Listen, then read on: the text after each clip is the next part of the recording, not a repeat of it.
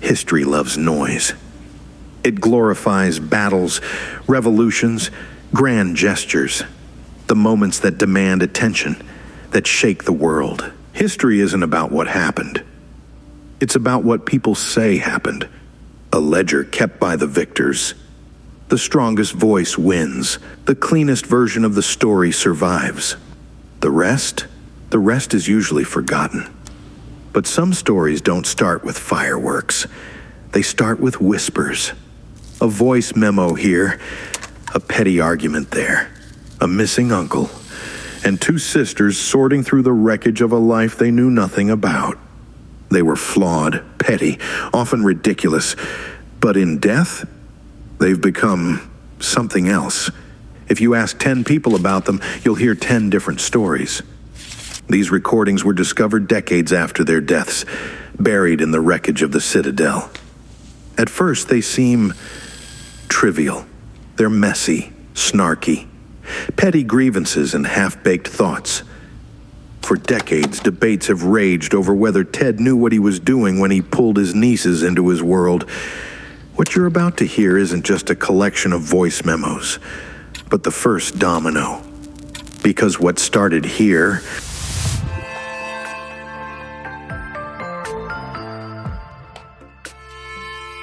Mysteries of the Bitcoin Citadel. Episode 1. The Citadel Inheritance. Okay, I've officially entered the Twilight Zone. I take back every complaint I've ever made about traffic. I passed a sign that literally said, check fuel range. Next fueling station, 70 kilometers. Hours since my last Tim Hortons sighting. Pretty sure that's illegal in Canada. And let's talk about the gas station I did find. It didn't have public bathrooms. It had an outhouse. An outhouse. The kind of place where you wonder if the smell has, like, a personality. Mom would have lost her mind. Remember the gas station rankings she used to do on road trips? Top tier, clean stalls, good coffee, maybe a dog-eared stack of travel brochures. Bottom tier, anything with a beware of wasps sign taped to the door. God, we used to laugh so hard teasing her about that stuff. Anyway, just wanted to let you and Ben know I'm alive. Barely. I deserve hazard pay for this, Ellie. Like, say bumping my share from 50% to 80% of the inheritance? I'm risking my life out here. I promise to send you daily selfies of my round-the-world trip that the proceeds will fund. Whew. Hello, roadside attraction. A house covered in hubcaps. Just hundreds of them. Nothing says welcome home like 100 rusty discs nailed to a wall. Are they decorations? Or trophies? Ellie, those true crime podcasts you keep pushing? Bad idea. They've officially ruined road trips for me. If I disappear into the wilderness, assume I was either eaten by a pothole or the outhouse claimed another victim. This whole area feels empty. Not just small town empty. Something else. Why would Uncle Ted or anyone willingly isolate themselves out here? Great. Potholes the size of craters. I'll update you when I finally arrive. Assuming my GPS doesn't give up this far north of the wall. Risking your life? It's a scenic drive, Lauren, not the Oregon Trail. A paid vacation, that's really what this is. This dog, I swear, sorry. You're planning an around-the-world trip, huh? Does that mean you're giving up your current glamorous lifestyle? Netflix binges, Uber Eats, and aggressively ignoring your mail? But seriously, this weekend trip is a great opportunity for a reset. We don't have to talk about it. But you've been stuck since everything happened. And by the way, you know Ben and I didn't even bother dreaming about owning a home until this inheritance happened. If you were to bump us to 80%, we'd actually be close to a down payment. Not that I'm asking, just thinking out loud. And look, moving twice in 1 year is definitely not on my bucket list.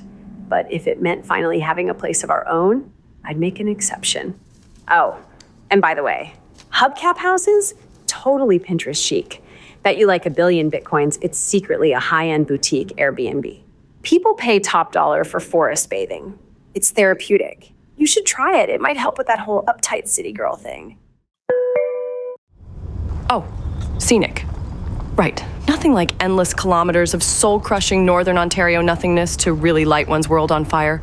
Real postcard material. More abandoned buildings than people. Seriously, though, who actually lives out here? More importantly, why? What was Uncle Ted running from? You said this trip would be a reset. I said it was just paperwork. But maybe I needed it. A little adventure. More than I wanted to admit. I've been stuck for so long. Just waiting. Like I could hit rewind and somehow get back to before. But there is no before, is there? But can we talk about how ridiculous it is that I have to physically be there to sign this paperwork? What century is this? The lawyer probably sends messages by Raven. This should have been a DocuSign and midday martini situation. Oh my God, is that a goat on a car roof? Yup, it's a goat on a car roof. There is an abandoned car with an angry goat on top of it. Are goats dangerous? He's making eye contact while trying to eat the car. Okay, adding weird farm animals to the rapidly growing list of things I'm afraid of. This whole situation has me thinking about Mom and Dad. They'd know what to do, or at least they'd make it look like they did. I keep waiting for that moment where it all clicks, where I stop feeling like I'm just winging it. But without them, it feels like I'm making it up as I go. Okay, so this is definitely how people end up on the news. Missing girl. Last seen following GPS into the abyss. No road signs. None. My GPS said to turn down this gravel lane. There's a faded sign for the Citadel. That's what Uncle Ted called his place, right? Remind me, what exactly is a Citadel? Some kind of bunker? A prepper compound? Why the hell would he want to disappear out here? Perfect. A fork in the road. The only sign says, lucky trespassers will be prosecuted. GPS? Useless. Turn around. When safe to do so, turn around and return to Highway 1. Oh, be quiet. Well, just me and my excellent survival instincts. Left or right? Eeny, meeny, miny. Left. What's the worst that could happen? Not like Uncle Ted disappeared out here never to be heard from again. Jesus. A squirrel. A suicidal squirrel. Are they like this everywhere? Or is it just a rural thing? Thanks for the heart attack, Mr. Squirrel. Okay, I can do this. It's just a road, just trees, just...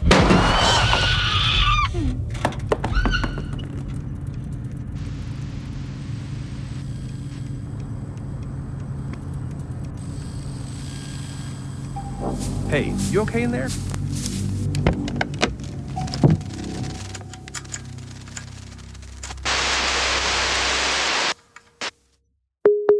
Lauren, pick up your phone. I've called, 5 times? Which, okay, fine, is actually normal for you. But if this is some kind of joke, it's not funny. Babe, she probably just dropped her phone or forgot to charge it. You know how she is. Lauren, I called the local police.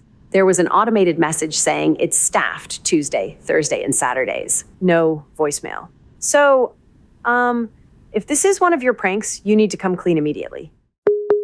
Okay, so it's only been 2 hours, and apparently the RCMP is telling me I need more evidence than your voice memo. Apparently you're not enough of a vulnerable person, and we lack enough evidence for them to look for you. I'm supposed to call them back tomorrow morning if I haven't heard from you by then. So help me God, I better hear from you before then. Lauren, if you're listening, please call. Preferably before Ellie decides we have to follow you up there. Lauren, if you're not dead, I'm going to kill you. See, that's the kind of sisterly love you're missing out on. But on the bright side, if something did happen, we'd get the whole inheritance. More down payment money. Ben, not funny. Okay, yeah, not funny.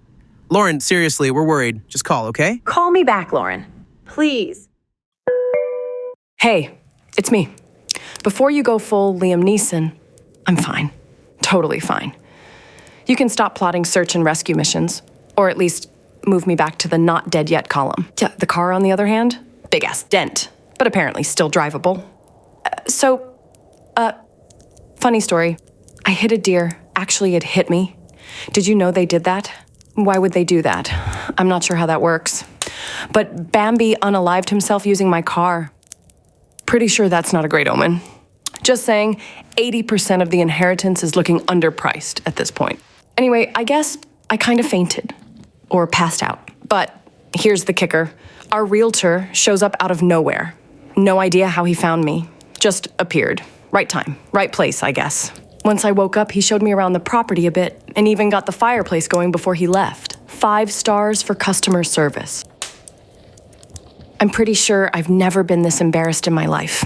Not even the blank incident compares, and we don't even say its name out loud. But hey, I'm alive. The car's mostly fine, and the lodge is, well, it's a unique vibe. Imagine a hunting lodge hooked up with an antique store that hasn't been dusted since dial-up internet. There's taxidermy everywhere. A bear, a fox, and an owl that's currently winning a staring contest with me. You know what, Mr. Owl, I think my sunglasses would look better on you. No, I insist. Jeez. Thank God. You killed a deer? I swear to God, my first gray hairs will be because of you. Anyways, who is this dashing realtor that saved your life? Tall? Handsome? Did you thank him for his knight in shining flannel act? Yes and yes, but not flannel, more GQ, which doesn't track. I think I mumbled something resembling thanks, but I was too busy dying of embarrassment to make it count.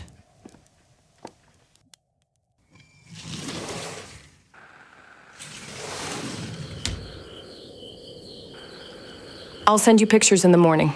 Right now I'm on the deck. There's a lake, moonlit and quiet, and I'm looking up at stars I didn't even know existed. It's kind of unreal.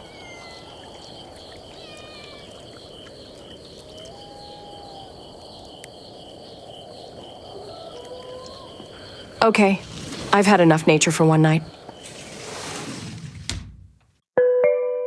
Guys, I think someone's outside. Nope. Absolutely not. This isn't happening. What do I do? Do I open it? Maybe I just pretend I don't exist? Shit, why is he here? Why now? Ugh. Hi? Hey. Didn't mean to scare you. Thought you might be hungry, so I stopped by the only diner. Brought you something. Oh, wow. Thanks. I haven't eaten since... I don't even know. Figured as much. Options out here are limited, and it was just about closing by the time I got there. Hope you're okay with pie. Am I interrupting? No, not at all. I was just, updating my sister. You know, keeping her from sending the cavalry. So may I enter? Of course. Sorry. Morning update. This lodge is officially cursed by insomnia. Who would have guessed that sleeping in a taxidermy showroom wasn't soothing? Hey, so I'm alive, still here. Didn't sleep much, though. I kept hearing noises. Wind, creaking floors, maybe Mr. Owl plotting behind his sunglasses. I woke up in the middle of the night. I could have sworn someone else was in the lodge with me. I turned every light on. I guess it was just the jitters from being in a new place. But other than that, honestly, the place is stunning. Gorgeous in that last spot anyone will ever see you kind of way. Endless trees, no neighbors, just quiet. I think you have to experience it in person to get what I'm saying. I took a full tour of the place this morning. Uncle Ted's medicine cabinet could double as a discount pharmacy.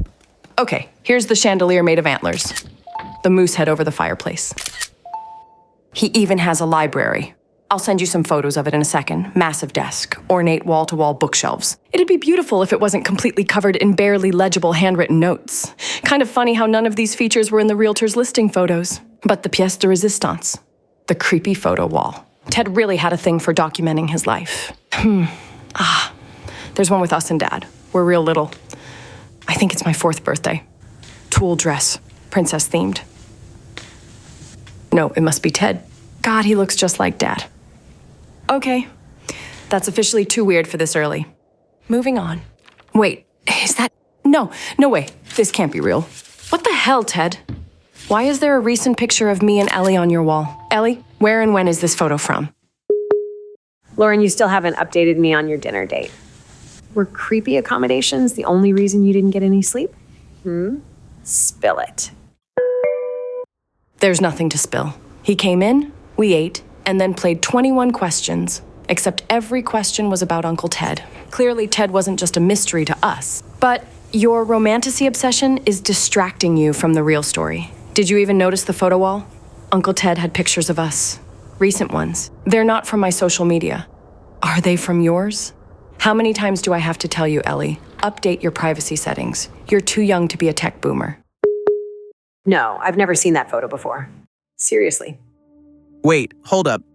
Is that the Bitcoin guy, Michael Saylor? And, oh my God, are those 2 former prime ministers in the top corner? Who was your Uncle Ted?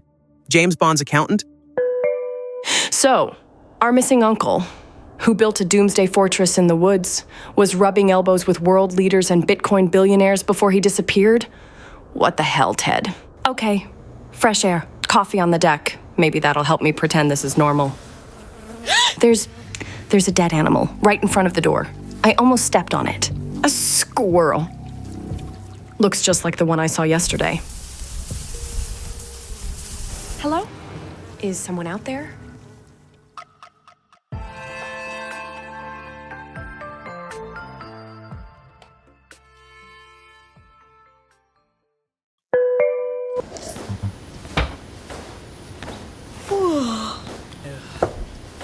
Ellie, quick question. How did we never stop to ask, hey, why does Dad's brother live in a spooky hermit mansion in the middle of nowhere? Like, was there some unspoken family rule to never bring up Uncle Ted at Thanksgiving? Was he Lord Voldemort or something? I mean, the guy didn't even show up to Mom and Dad's funeral. Yeah, I remember. Part of me kept expecting him to walk through the door, some dramatic last-minute entrance. But he didn't. No calls, no letters, nothing. But, like, why? He wasn't that far away. I mean, what did Uncle Ted do that warranted such a drastic measure as this self-imposed isolation? No one ever talked about him? Not just Dad, everyone. Like he got edited out. Honestly, I can barely picture him. He's just this blurry figure at the edge of my memory. Okay, look, Uncle Ted was complicated. He wasn't always the black sheep. I mean, yeah, he was weird, but he was mostly cool weird. I remember him being fun. Like the kind of uncle who gave me a telescope for Christmas, just because I said I wanted to be an astronaut. That was the same year he got you that ridiculous robot owl, the one you spent years talking to about Harry Potter. I mean, he custom trained the AI for it, right? And with my telescope, he didn't just hand me the box and call it a day.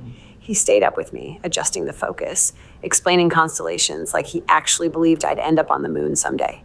Who does that? He said he had the exact same telescope. God, the way he talked about the stars. It wasn't just science. It was wonder. Like he thought the universe was this giant puzzle, and we were lucky just to be part of it. Or remember the year after when Uncle Ted lost our presents, and then we had to embark on a scavenger hunt to find them? But then things got messy. Mom and Dad said he almost destroyed the business. Dangerous dreams, wild investments, risky ideas. You know how they were about having control. And when they said no, he didn't just argue, he left. Slammed the door so hard the house shook. You don't remember the night he left, do you? I do. You were, 6? I was 10. The yelling, the accusations, the way Dad looked at him like he'd betrayed all of us. Ted slammed the door so hard it felt like the whole house was gonna fall down. But even after all that, I still remember the good stuff. The way he could make the world feel bigger. Like anything was possible if you just looked at it the right way. Now he's just gone, and all that's left is this place. Oh my God, Hedwig. I can't believe I forgot about Hedwig. Mysteries of the Bitcoin Citadel. Episode 2. Uncle Ted.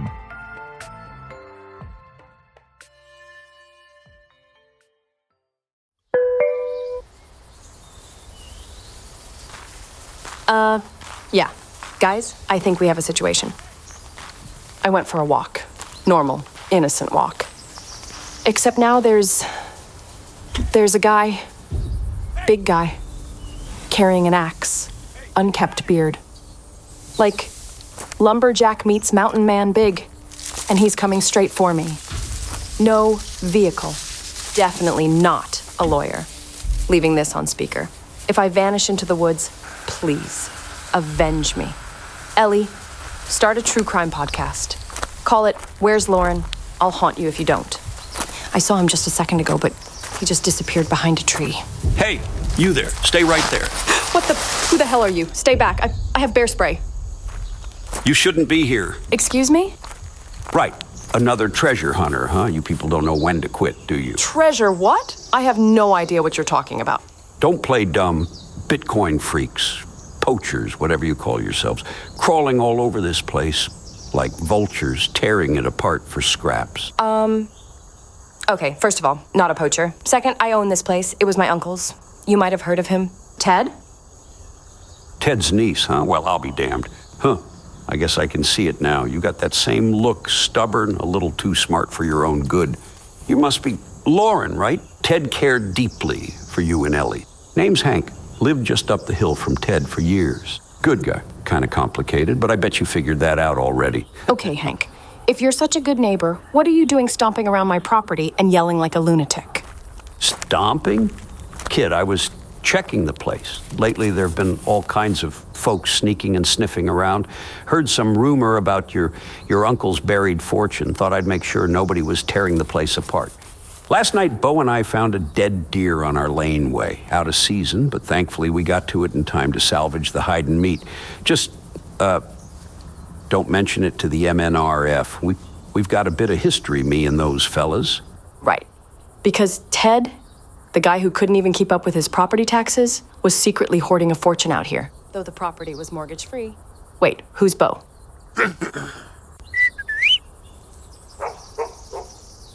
Uh-huh.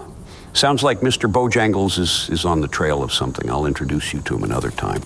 Don't underestimate Ted. You know, he wasn't the kind of guy to leave loose ends. Everything he did had a reason, even if nobody else saw it at the time. It's a shame you and your sister sold this place so quickly. Ted was building something special here. For a second there, he had me half convinced he'd be able to pull it off. Wait, almost forgot. I've got something for you. Ted gave me this spare key.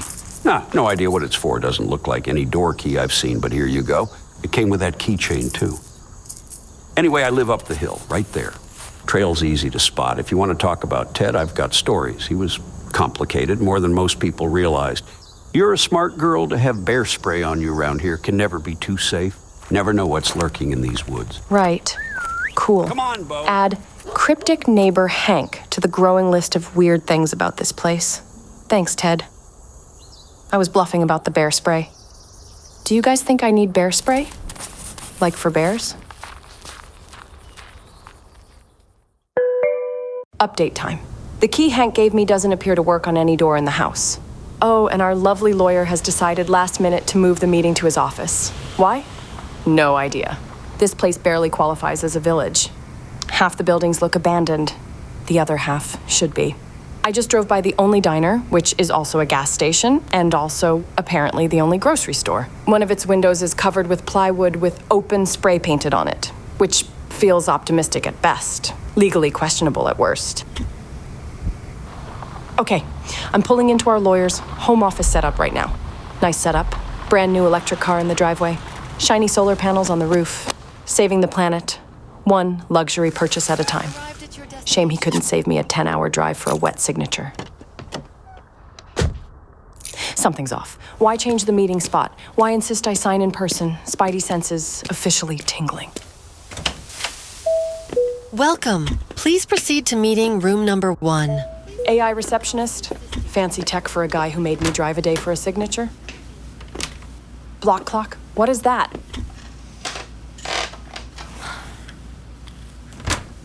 Okay, Lauren. Play nice. Just sign the papers and get the hell out of here. Lauren, at last, in person. Welcome. How's the head? I heard you had quite the adventure yesterday. How do you know that? Small towns, Lauren. Your realtor's a bit of a chatterbox. Around here, if you're not hearing the gossip, you are the gossip. Sounds like the Hanks and Bo will be eating well off of your misfortune, though. Apologies, where are my manners? My condolences, of course, about your uncle and your parents as well. I imagine this has been a difficult few years for you. Yeah, that's one way to put it. What I mean is, it does seem like your family has had quite the string of bad luck lately. Bad luck? Look, can we just get this signature stuff over with? I've got a long drive home tonight. Of course. I do apologize for the inconvenience. Your uncle believed some places couldn't be understood from a distance, that you had to stand there, feel the ground under your feet. I thought you deserved the same chance before it's gone. That's a nice sentiment. But let's be real, you didn't drag me up here for a philosophy lesson. What aren't you telling me? It's a beautiful area, uniquely scenic, A shame more people haven't discovered this little corner of paradise. That's twice now you've dodged the question. Third time's a pattern. I remember my first time. Your uncle had insisted, told me I needed to experience it firsthand. I thought he'd gone off the deep end when he moved up here. He was always an eccentric. I mean, in Ontario, typically it'd take 7 years to declare a missing person dead, but your uncle had a standing clause in his will and testament that if he ever went 6 months without contacting me, that he should be declared dead. As your uncle's lawyer, there are certain things I'm not at liberty to disclose. Before he even arrived here, his property was already shrouded in stories, ancient burial grounds. Or so they say. Someone like Ted can make a big splash in a small pond like this place. It only compounds the rumors and distrust. Ever since your uncle disappeared, there's been no shortage of colorful rumors. Most of them revolve around a supposed Bitcoin fortune. Buried, hidden, who knows? But the locals take it very seriously. Ha! You're telling me the guy who couldn't pay his property taxes was secretly sitting on a pile of digital gold? Do tell, where can I find this mystery fortune? He regularly joked about losing all his wealth in a boating accident, but I wouldn't bet on it. Ted was full of contradictions, eccentric, unpredictable, but he was also brilliant in ways most people couldn't see. I shouldn't say this, but let's just say your uncle didn't trust banks, or people, or really any system other than the one true decentralized network. So what? You're saying I should spend the next 2 days digging holes and cracking safes before the sale closes? I'm saying the property meant a great deal to your uncle, and he believed it could mean something to you too. What you choose to do with it, that's entirely up to you. I'll grab the papers. Shouldn't take more than 10 minutes. Once you're done here, you should swing by the general store. It's not hard to find. It's the only store in town, but there's a great diner attached to it. Ms. Mitchell's there every morning for her coffee and gossip. She knew your uncle fairly well as anyone could know that man. Okay, so you guys heard all that, right? I think I maxed out his NPC dialogue tree. Like, literally, what just happened? Our lawyer thinks Uncle Ted hid a Bitcoin fortune somewhere on the property. Actual, literal treasure. He's been up here too long, breathing the conspiracy-laced air or something, right? Wait. Have you seen the price of Bitcoin lately? If Uncle Ted had even like a couple Bitcoin, we're talking serious cash. Like early retirement, buy an island money. Lauren, this isn't dig under the couch cushions for spare change cash. This could be start a tech empire and rename Mars after yourself cash. Missing uncle. Mysterious property inheritance? Why not a hidden fortune too? Look, I am not getting sucked into some bogus treasure hunt. I came here to sign paperwork, not play detective. I don't care what kind of crypto pirate fantasy you two are dreaming up. This is reality. And reality says Uncle Ted was just a weird old man who played hermit in the woods until he vanished. That's all. End of story. Lauren, come on, you don't really believe that. What if Ted wanted us to find something? I mean, is the idea of Uncle Ted having Bitcoin really any crazier than all the weird photos he kept on his walls? Fine. Let's say, for the sake of argument, I'm willing to play along with this little fantasy. What does a Bitcoin even look like? What am I supposed to do? Wander the woods with a metal detector, hoping to stumble across a golden USB drive, or a treasure chest labeled magic internet money inside? You do get how insane this sounds, right? Okay, quick search. Bitcoin is a decentralized currency, fixed supply of 21 million coins, immutable ledger. It doesn't exist physically, so no treasure chests. It's represented by a string of alphanumeric characters that act as a digital signature. Blah, blah, blah. Okay, basically, it's numbers. Magic, expensive numbers. Look, Lauren, I don't really know what a Bitcoin is, but I do know that if you find Uncle Ted's secret stash, your sister and I will never have to work again. So yeah, go find the magic internet money. Babe, explain this to your sister. I need to start shopping for yachts. Yeah, I don't actually know what a Bitcoin is either, but I may know someone. But you're not gonna like it, Ben.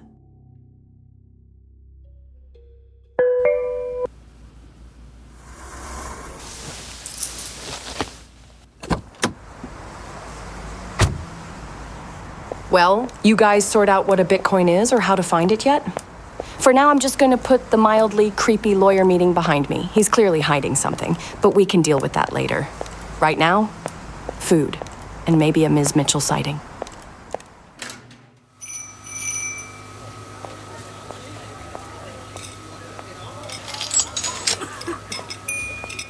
Order up. This place is clearly not worried about impressing anyone. Niece letter, Miss Mitchell. Ted. Do I know you? Sorry. I forgot my car.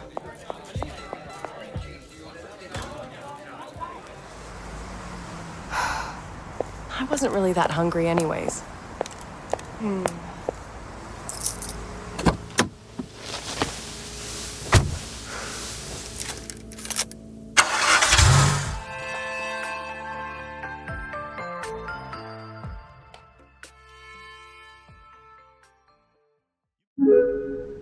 Okay, so you're really doing this? You're actually calling him? Prediction, this doesn't end well. I didn't say I'm thrilled about it, Ben. You think I want to talk to the guy who turned our breakup into a 3,000-word blog post? But do you have someone better? Someone who also spent 3 years writing a manifesto about how fiat currency is destroying the world? Should have known better. Team Edward, meet Team Epic Mistake. I missed my cue to run screaming the moment he admitted his mom picked his name from a book about glittery teenage vampires. Obviously, happily ever after wasn't in the cards. And anyway, this isn't even about him. It's about Ted. Because if Ted really was mixed up in Bitcoin stuff, and if he really trusted us to figure this out, maybe I owe him that much. Right.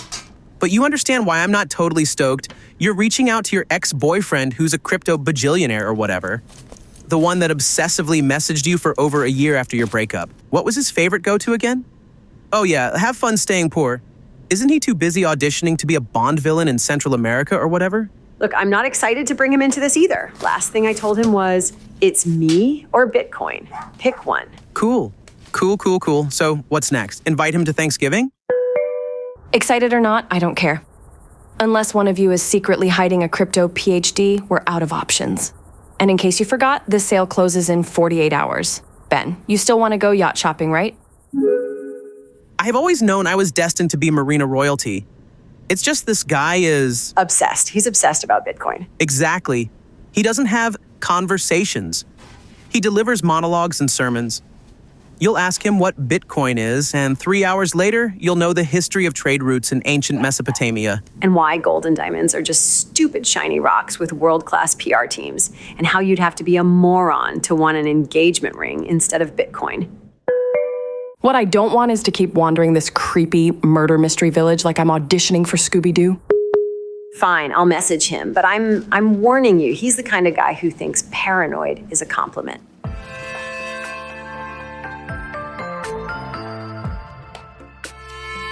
Mysteries of the Bitcoin Citadel. Episode 3, Not Your Keys.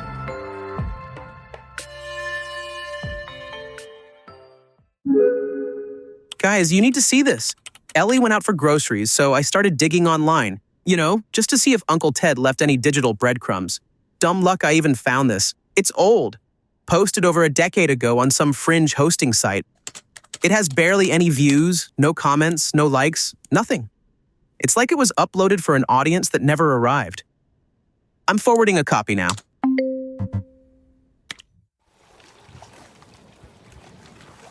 I was wrong. For years, I thought the problem was corruption. That if we just got the right leaders, the right regulations, the right reforms, things would course correct. But it was never about corruption. It's about incentives. I spent years trying to work within the system. Thought I could play the game without becoming part of it. Thought that if I just made enough money, I could buy my freedom. You cannot negotiate with a parasite. You can't bargain with a cancer. We built a world of frictionless convenience, instant access, one-click purchases, infinite entertainment. But comfort isn't neutral. It demands a price. Our grocery stores sell poison, pumped with chemicals, stripped of nutrients. Our screens are filled with algorithmic slop. Not content, not art, just dopamine loops designed to dull the edges of your mind. And our money?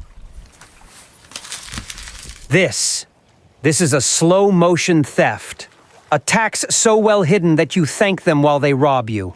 We are the sum of our inputs, Garbage in, garbage out. We outsourced our decision-making, our thinking, our future. We drifted, choosing the path of least resistance. But there is another way. That's what Project Citadel is. Not a compound, not a cult, but a choice. A declaration of personal independence.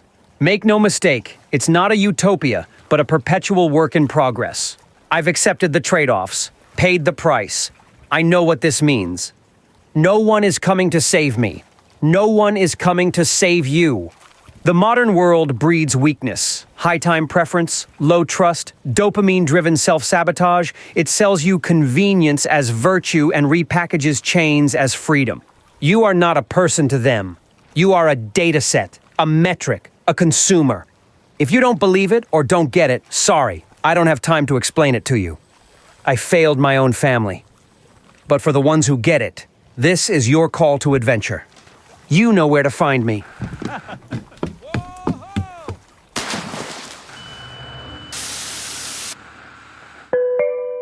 Okay, back at the Citadel, and there's a car.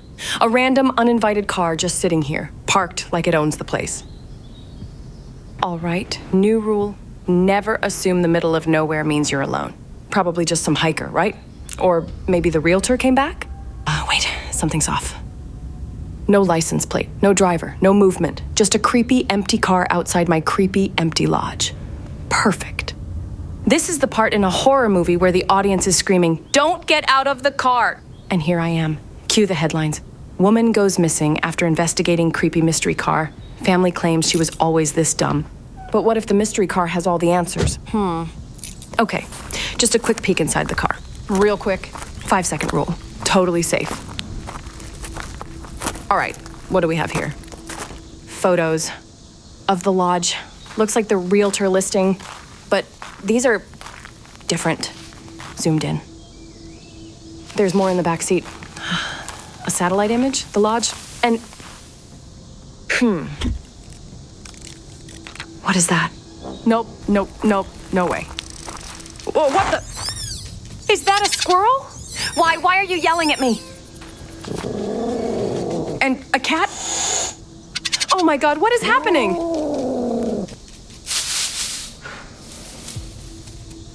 Okay, universe, message received. New plan. Hank. Big, burly, terrifying Hank. Who better to handle mystery car situations than the guy who acts like every blade of grass here is under his personal protection? Seriously though, what is it with this place?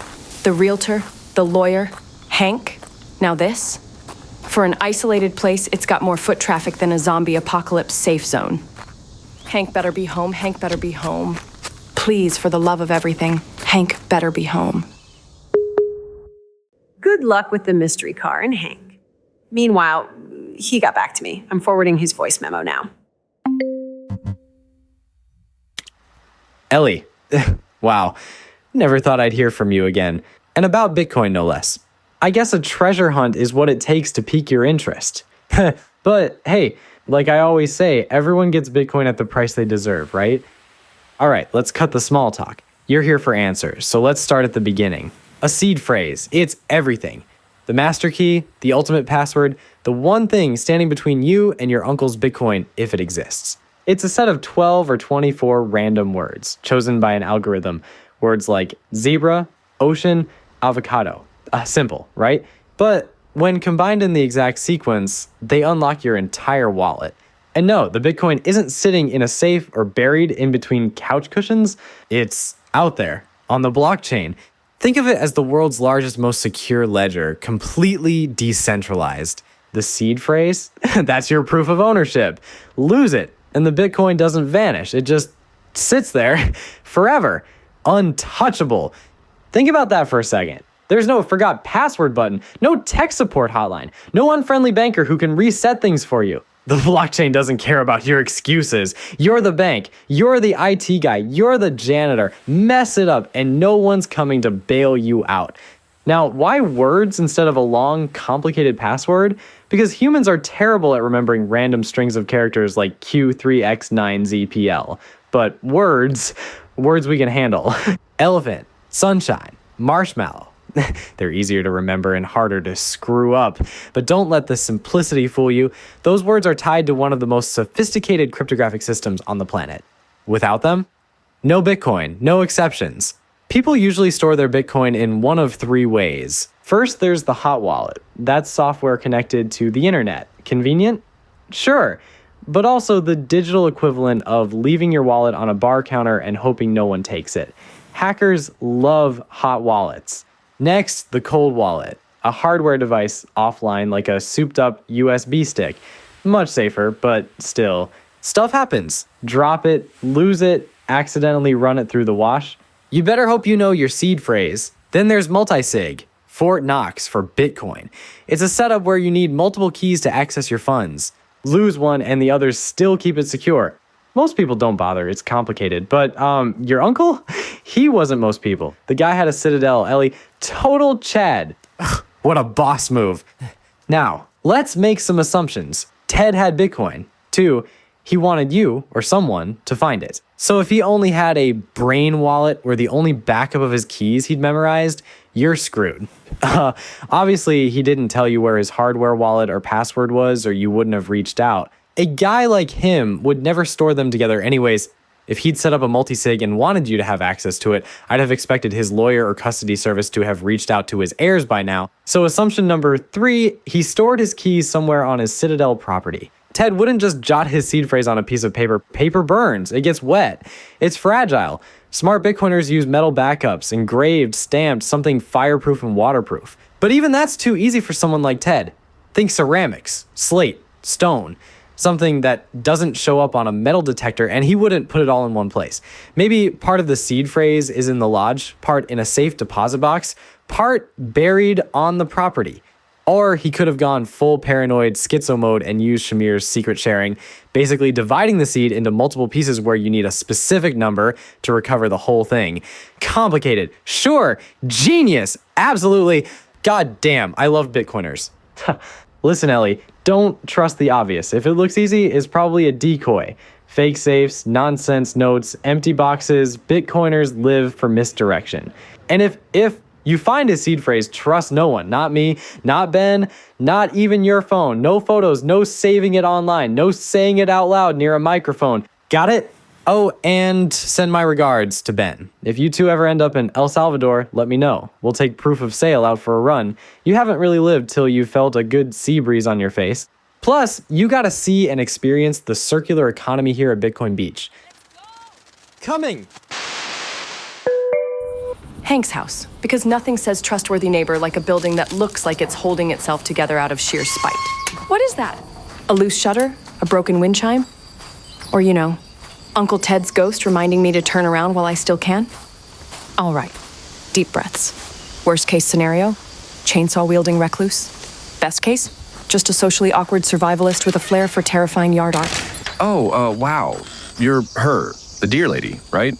The one who, knocked herself out yesterday? Yeah, that's me, Lauren, queen of concussions. What is that? This is, nothing. Just some scraps. I'm sorry. Is that a bucket of blood? No, I mean, yeah, technically, but it's not just blood. There's scraps, Organs we can't use. Chickens. I mean, deer scraps. It's for the chickens. Right, deer scraps for the chickens. You all right? You're looking a little pale. Yeah. Listen, I was hoping your dad might scare off some trespassers for me. Yeah, Dad's not here. He had to run into town, but I can check it out for you. You can wait inside. Sit down if you're not feeling well. It's probably safer too. I'll be right back. Make yourself at home.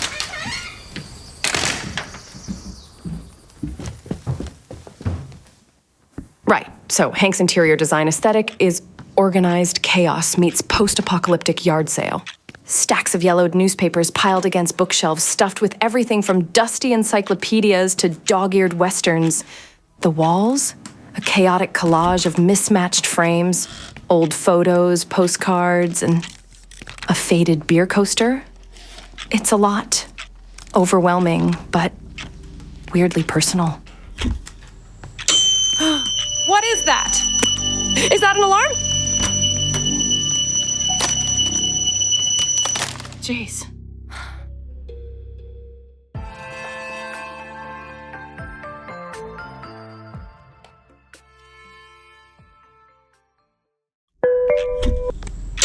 What is that? Is that an alarm? Jeez.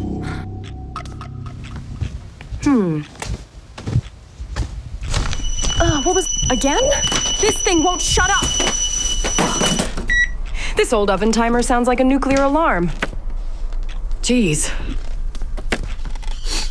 Hold up. Is that chocolate? Brownies. 2 trays of perfect fudgy brownies. New levels of hangry have been unlocked. Yesterday? I haven't eaten since yesterday. Pretty sure my stomach just threatened to unionize. Okay. Hank's son.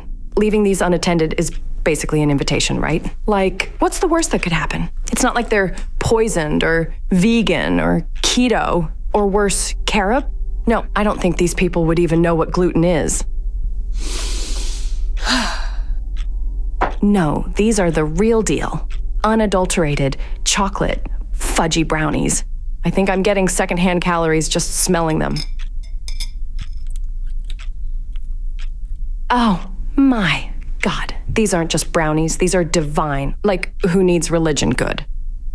Okay, I'm only eating one more. For science. To determine if that first one tasting so good was a fluke. Nope, not a fluke. Okay, so, minor crimes committed, evidence consumed. Hank Jr.'s still not back. I've got, what, 5 minutes? Hank's kitchen decor matches his living room. What would you call this, Ellie? Hoarder chic? Interesting style, for sure. The walls that aren't covered in shelves of canned goods are filled with photos. Why do so many of these photos involve fish? Wait, what the hell is this? A group photo. Taken here, right in front of Uncle Ted's Citadel. Everyone's holding a giant banner. Project Citadel? There's Hank, Uncle Ted. Oh, wow. He looks exactly like Dad. Like someone hit copy-paste. Some guy I don't know. And what or who is that? I think it's a mannequin, wearing one of those anonymous Halloween masks. You know, that creepy vendetta mask. Oh, 'cause you know, that's normal. Totally normal. A group photo with a faceless mannequin like it's just one of the guys. Wait, the picture's ripped. There was someone else here. Can only see his arm. Oh, shoot, he's back.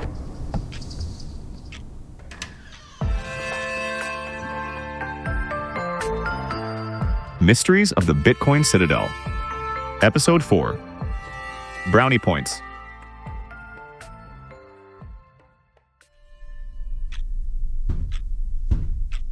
All right, trespassers have been chased off. Claimed they were lost hikers with a dog, but they also had a metal detector and, well, your realtor was at the lodge too.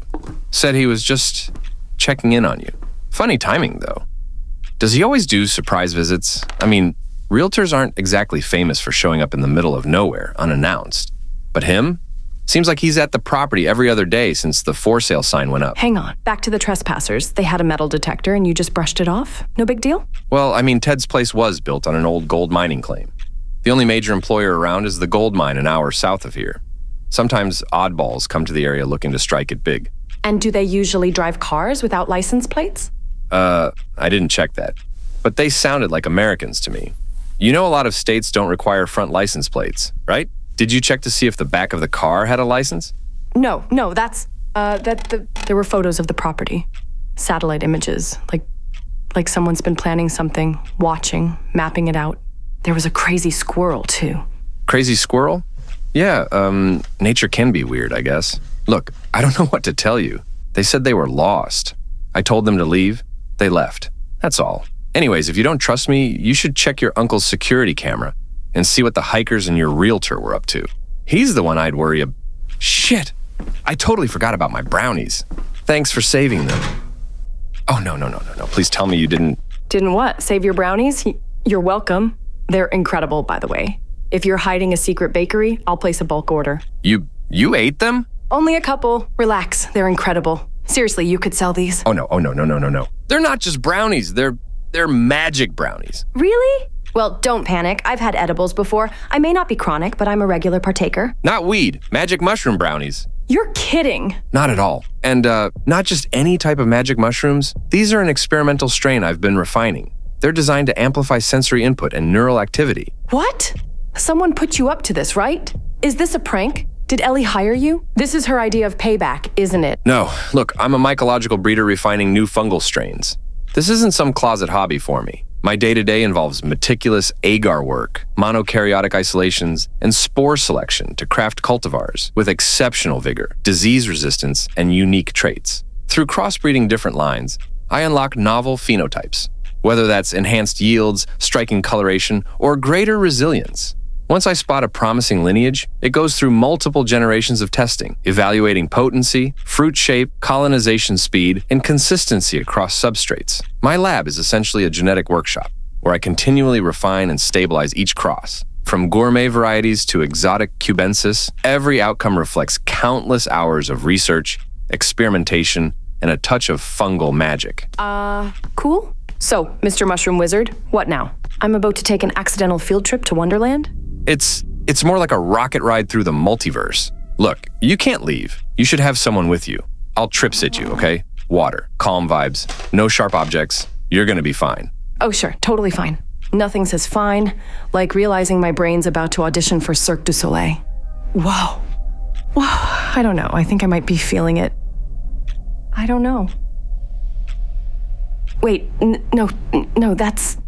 Whoa, the walls, they're breathing, they're alive, and the color, they're kaleidoscopic. Fractals swirling and dancing like tiny fireflies. It's so overwhelming, almost too much. No, it's good. It's so good. I've never felt curiosity like this before. Like I could sit here forever asking questions about everything. Everything's connected. I can feel it, the tether of life. It's like a giant web, and we're all just tiny spinning threads. Why am I always rushing? Like, if I stop moving, everything will fall apart. But what if it doesn't? What if I just let go? Only me. Only I could inherit a house from a long-lost uncle and somehow stress out about it. Like, what's wrong with me? I was convinced our family was cursed after the fire. Ellie and I were supposed to go home that weekend. We had a plan. Leave Friday after classes, stay for Dad's big Sunday breakfast, drive back before Monday. But at the last second, I changed my mind. It was me. I was the one who said, it's a long drive. Let's just go next weekend. I didn't want to deal with my midterm grades. I didn't want another lecture. I know things would have been different if we were there. We should have been there. Instead, I got a phone call. The last time I answered a call, it ruined my life. In the aftermath, we found out everything. The debt, the reverse mortgage, the financial struggle just to send me to a university I didn't even care about. I tried to make sense of it. I spent months digging, reading insurance reports, cross-checking timelines, trying to find a better explanation. But there wasn't one. No cover-up, no secret villain, just a fire, normal bad luck. And yet, it still felt like a punishment. Like the universe was balancing some invisible ledger. After that, I stopped trying. Dropped out of school, got a whatever job, stopped answering messages, ordered the same 3 things on Uber Eats until I had inside jokes with the delivery guys. Ellie, God. Ellie was terrified for me. Kept saying I was throwing my life away, wasting everything Mom and Dad worked for. And I knew she meant well, but she just didn't get it. She was grieving, yeah, but she wasn't haunted. She didn't replay every tiny decision thinking, what if we'd just gone home? She didn't wake up at 3 a.m. half convinced she could hear screams or smell smoke. She didn't feel cursed. I worked so hard to not believe that anymore. To tell myself there was no meaning, no reason, that it was just bad luck, that we weren't marked for tragedy. And then a long-lost uncle disappears. Leaves us a house full of secrets. A mystery property swirling in conspiracies. Literally. And now Ellie's pushing me to lean into all of it? What the hell, Ted? Little riddles and rhymes are the keys. Wait, the rest is right there. Whoa, flashback. Tell me a story about Uncle Ted. I said, tell me a story about Uncle Ted. Are you talking to me? Sorry, I wasn't sure if you were talking to yourself, the universe, or me. It's all the same thing, isn't it? The universe, me, you. Everything's connected. But you're the one who answered, so tell me about my Uncle Ted. Yeah, sure thing. Kind of funny to hear you call him Uncle Ted. Everyone around here called him that too, even without the family ties. Your uncle, he was special. Careful with his words. Even more careful with his reputation. Ted wasn't flashy, not the kind of guy who needed attention, but he cared, really cared, about people. Even way out here, that's rare. Keep going. What was he like? My line of work? You could say I came by it honestly. Family business. But back when Ted moved up here, I was still in school, figuring out who I was and where I fit. Small towns, they're funny places.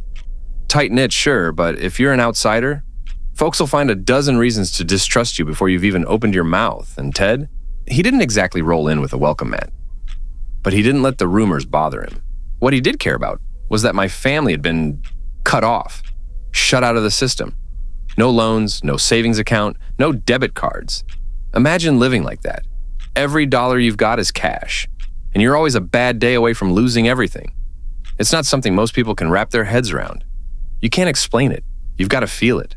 The shame, the frustration, watching people pretend not to see you struggling, like poverty's contagious. Ted saw us, though. Somehow he found out what was happening and came straight to my dad. Didn't ask for anything in return, just sat down with him, talked about Bitcoin. Not like it was some get-rich-quick scheme, but like it was hope, dignity, freedom. Dad was stubborn, though. He didn't trust banks, let alone something as strange as digital money. But Ted wasn't the kind of guy to give up easy. He came back, again and again. Always patient, always calm. By the third or fourth visit, Dad started to listen. Ted changed everything for us. My old man says we weren't bred to be royalty, so we've got no one to impress. I went from having milk bags in my winter boots to keep my socks dry to a new pair every fall. But it wasn't just the stuff we could buy, it was the fear that disappeared. We stopped looking over our shoulders, stopped worrying we'd lose everything just because we grew a fungus people wanted to buy. Freedom, dignity, I don't know. Maybe it sounds stupid to you. Shut up, it's beautiful. I'm just jealous. You knew him better than I did. I can't even remember his face or his voice. What do you remember about your Uncle Ted? Anything at all? My sister remembers more. She was older, you know? I was just the little one, trailing behind. But I do remember. He loved word games. Riddles. Like he would read to me, then make me read back to him. He'd correct every tiny mistake, but not in a mean way. It felt like, I don't know, like he was teaching me something important. And whenever it was just the three of us, me, Ellie, and Ted, he'd teach us these secret words. He made up a rhyme, said it was so we'd never forget them. So just memorize the words to these. I wonder, let's go. Go where? For a walk. I want the full Citadel experience. Hank's son, the mushroom wizard. Will you be my guide? Yeah, sure, of course. You can just call me Hank, though. That's my name. Of course it is. Hank, son of Hank. Actually, yeah. It's kind of a thing. Grandpa, great-grandpa, whole line of Hanks. A dynasty of Hanks. I like it. Come on, Hank the Fourth. Let's see what my uncle left to be discovered. Oh, crap. I forgot this thing was on. That's not good. Unusual login attempts detected. Your account has been locked for 24 hours. What the? Weird. Probably nothing, but that's never happened before. I'm turning my phone off. Just for the hike. Just for a little while. Lauren, here we are again. You leave us a voice memo so vague it could double as a Rorschach test. Me calling you back again, and you not answering again. I know you don't do phone calls, but maybe make an exception during emergencies. Do you know how insane you sound sometimes? Half the time, I can't tell if you're unraveling a family mystery or auditioning for some experimental horror podcast. If this is part of a prank and Mr. Beast is cutting you a fat check, just cough twice next time or something. Baby sis, how have you even survived this long? New life rule.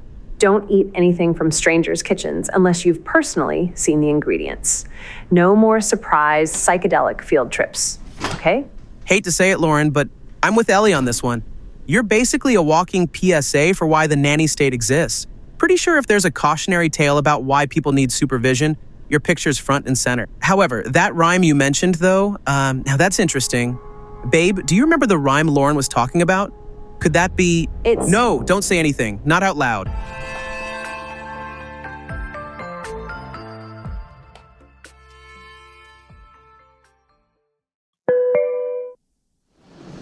Hey, so, yeah, it's me, again. Apologies for the chaotic voice memos, especially the Alice in Wonderland Fever Dream remix from earlier today. I'm back. I'm grounded. I had a wonderful walk in the woods with Hank Jr. It's beautiful in a way I wasn't ready for. The kind of beauty that sneaks up on you. There was this moment out there, just me, him, and the forest. The light broke through the trees in this perfect, golden way. Everything just stopped. It was like the world was holding its breath. No noise, no rush, just stillness. Well, okay, except for the part where a grouse exploded out of a bush and almost gave me a heart attack. I swear, that bird had main character energy, all puffed up, flapping around like it owned the place. 2 pounds of feathers and 1 ton of attitude. Honestly, I respect it. Maybe it's my spirit animal. Small, dramatic, always overcompensating. But it wasn't just the walk or the grouse. It was this feeling I couldn't shake. Like, I'm starting to understand what Ted saw in this place, why he chose it. There's something here, something bigger. And for the first time, I didn't feel separate from it. I felt like I belonged. I know I scared you earlier, and I'm sorry for the voice memos, for freaking you out, for... I appreciate... Thanks for caring.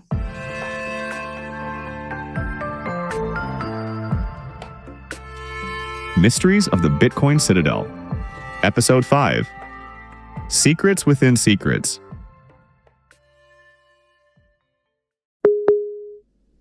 Okay, Lauren, just promise me one thing. No more cryptic voice memos, no brownies, and absolutely no adventures that end with me needing to explain your last known whereabouts to the police.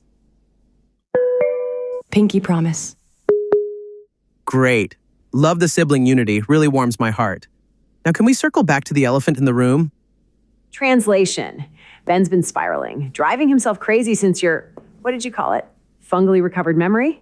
About Uncle Ted's rhyme?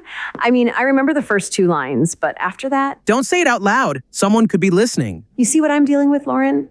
Practically tackled me when I said the first 2 lines in front of our smart TV. Your brother-in-law here is officially turning into a Bitcoin conspiracy theorist. That wasn't paranoia. It was OPSEC. Op what? There's a reason Ted lived the way he did. Operation Security. Basic Bitcoin survival rule. Never say your seed phrase out loud near a microphone, a camera, or, God forbid, a smart device. Ellie's asshat X? He's not entirely wrong. Think I'm being dramatic? The internet is littered with stories of people that had their Bitcoin stolen because they didn't take seed security seriously. People have been kidnapped over this. Executives, traders, even some random guy in the UK who just bragged too much online. Brag online about your Bitcoin? Congrats. You just put a kidnap me sign on your back. Spoofed sites, malware, keyloggers, the clipboard hijacker Trojan. Turns out there's a lot of ways to lose your Bitcoin. Wait, what's a clipboard hijacker? Oh, it's real. You copy a wallet address to send Bitcoin, and boom, malware swaps it with their wallet address instead. One wrong paste, and you're funding some hacker's tropical retirement plan. Listen, Bitcoin and yachting are serious business. But before we can sail the 7 seas, we need you two to remember the whole rhyme. I did some research. Assuming this wallet was BIP 39 compliant, there's a fixed list of words that can be used to make a seed phrase. 2,048 words. I found the official list on GitHub and compared it against the words in the first 2 lines of the rhyme that Ellie remembered. There's 6 valid seed words in that rhyme. Hopefully it was a 12-word seed phrase, meaning we're halfway there. Apparently people, or, well, computers, can brute force guess a wallet, but assuming it's 12 words means there's still 4.6 quintillion possible combinations. Even with a specialized GPU, it'd take us over 1,000 years to solve it. Not impossible, but extremely impractical. You guys need to remember the second half of the rhyme. I really want my yacht this millennium. I tried having a nap. I didn't sleep much. Don't ask me how. Dream logic, magic brownies, divine intervention. But the second half of the rhyme, it just came to me like I'd known it all along. Ellie, Ben, I've got it, the whole thing. I remembered the full rhyme. Wait, you actually remembered, like, the whole thing? Are you sure? Yes, Ellie, the whole thing. No missing words, no blank spots. It's all here. But now that I've got it, how do I send it to you without accidentally leaking it to half the planet? Suggestions? Lauren, congratulations. You've officially earned the right to name my future yacht. I'm thinking something classy, like Proof of Yacht or Blockchain Buccaneer. Ben, focus. Right. We should avoid email or text, especially seeing how we all use free email services. Those are basically digital postcards, wide open for anyone who feels like snooping. Step 1, compartmentalize. Do not send it all at once. Split the rhyme into chunks, small enough that even if one part gets intercepted, they won't have the whole seed phrase. Step 2, use secure apps. Signal, Telegram, Keat. You've heard of end-to-end encryption, right? It's the digital equivalent of whispering secrets in a soundproof room. No one, not hackers, not the app itself, can eavesdrop. I mean, there's other ways it could be compromised. Screen capture, keyloggers. Still plenty of ways to get burned. So just in case, that's why we have step 1. As Bitcoiners say, paranoia isn't a bug, it's a feature. Ben, you know who you're starting to sound like? Ellie, don't say it. Lauren, once you get me the rhyme, I should be able to quickly isolate which are the seed words and should be able to recover it with a free wallet service. Sparrow, Samurai, Electrum, Blue Wallet. There's lots of great options I've been learning about. Ben's been transforming into a full-blown cryptographer. Before we know it, he's going to be a crypto influencer. Right, Ben? Relax, I don't have the beard for it. Well, let's hope Ted's puzzles don't come with a surprise boss fight. I'll start breaking the rhyme into chunks and send them over. Are we sure this is safe? Like, really sure? Ted trusted us with this, and if we screw it up... We'll be careful, Lauren, I promise. We'll take every precaution. No shortcuts, no risks. Lauren, stop whatever you're doing. Right now, you're going to want to hear this. I recovered the wallet. 10 Bitcoin. That's good money. More than good. It's life-changing for most people. But I'll be honest, I was expecting a bigger yacht budget. So I started digging. I tracked the transaction that sent the 10 Bitcoin to this wallet. The beauty of a public ledger. And here's where it gets crazy. The wallet that sent it, it still has a balance. 1,000 Bitcoin. What if that's another one of your uncle's wallets? I bet it is. 1,000 Bitcoin? So Uncle Ted was secretly rich? Not secretly rich, strategically rich. Think about it. That wallet hasn't been touched in over a decade. The only transaction it's ever made was funding the 10 Bitcoin we just found. That's not someone hiding wealth. It's someone leaving a breadcrumb. A very deliberate breadcrumb. Okay, so Ben, what does that mean for us? We need someone who can think like Ted. Someone that can match his paranoia. Someone who knows how people in the early Bitcoin days operated. Someone who can spot patterns we'd miss. Ellie, I hate to say it, but we need your ex's take on this. He's the only one we know who might see what we're overlooking. So, he got right back to me. I'm forwarding his message now. Just listen to it. I know he's, him, but I'm sure he has a point. Well, so you did it. You actually recovered the wallet. Congrats. I'm kind of impressed. But now that you've got it, here's an important lesson in Bitcoin. Never tell anyone how much you have. Not me. If I was you, I wouldn't even tell Ben. The less people know, the safer you are. Period. I do agree with Ben's hunch. Ted wouldn't have stored all his Bitcoin at one address. There's a few ways he could have left you additional breadcrumbs. They could be hidden in plain sight on the blockchain. The most obvious that come to mind would be op return, witness data with SegWit, or an inscription. Start with the basics. Look for op return outputs. That's where people embed messages into transactions, notes, codes, even coordinates. Think of it like leaving a post-it note on the blockchain. Short, simple, limited to around 80 bytes. It's public, but it's easy to miss if you're not looking for it. Next, there's the witness data. Ever heard of SegWit or segregated witness? It was a protocol upgrade that made transactions more efficient by moving signatures and related data into a separate witness section. That extra space can also be used to store additional data. It's not hidden per se, but it doesn't always show up on typical blockchain explorers unless you dig deeper. Finally, we have inscriptions, one of the newer ways people are using Bitcoin, also known as ordinal inscriptions. By leveraging Taproot and the witness field, someone could embed a lot more data, potentially up to the block's weight limit, around 4 megabytes.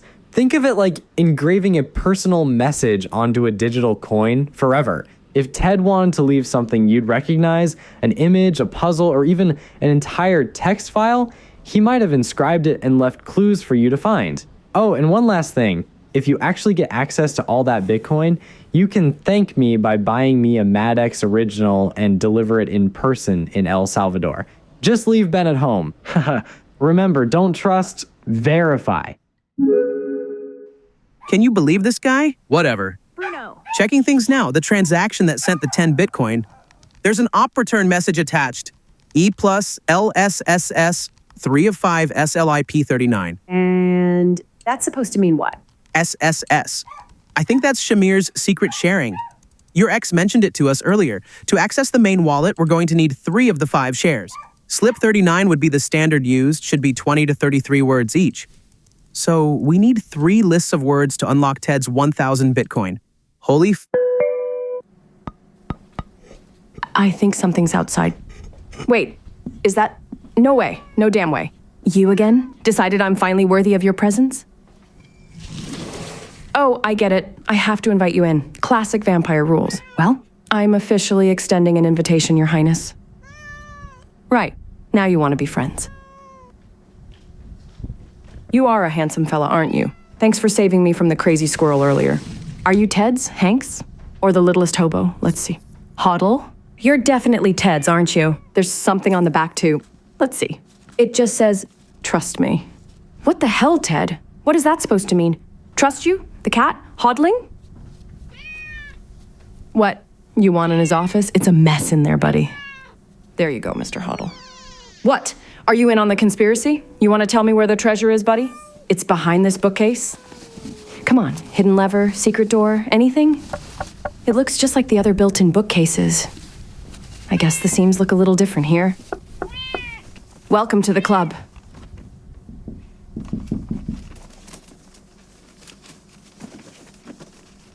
Oh, great, more unexpected visitors. My favorite. The realtor's here, because why wouldn't he be?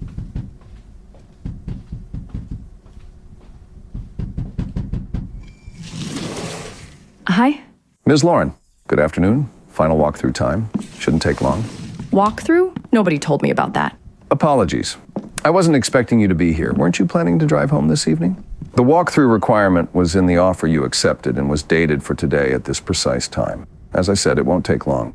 All right, but first I have a couple questions. What do you make of the rumors? Rumors? Bitcoin rumors. Hidden treasure. You must have heard about it, right? Ah, yes, the fabled Bitcoin fortune. I suspect you'd have more luck solving the mystery of Oak Island before finding any lost treasure from Ted. Maybe you're right, but Ted was no Luddite. I've looked all over this property and haven't seen a single computer or monitor. Not even a TV. Strange, isn't it? Ted was unusual. Impossible to understand. It's why no one could ever quite live up to his expectations. But look at me. Imposing on you. I'll get this inspection over with so you can get back to wrapping things up. But it's a charming place, isn't it? Old houses like this, they always have stories to tell.